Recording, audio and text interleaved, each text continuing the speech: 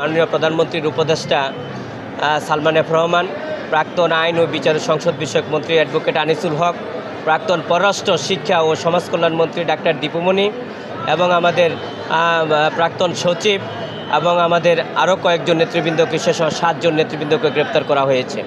গ্রেপ্তার করে তাদেরকে বিভিন্ন মামলায়, মোহাম্মদপুর থানার মামলায়, পল্টন থানার মামলায়, তাদেরকে সোনারীর কাফরুল থানার মামলা সহ সোনারীর দেখানো হয়েছে।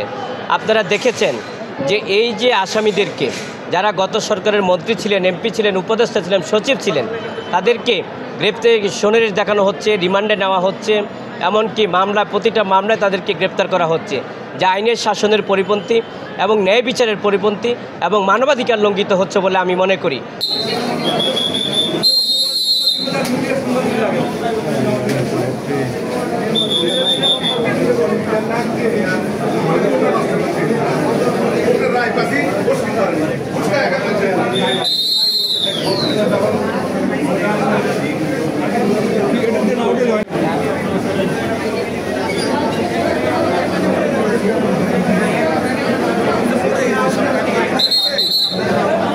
হত্যা চেষ্টা মামলায় সালমান এফ রহমান, আনিসুল হক, ডক্টর দীপুমণি, জিয়াউল আলম সহ টোটাল সর্বমোট 7 জনকে সুনির্দেশ দেখানো হয়।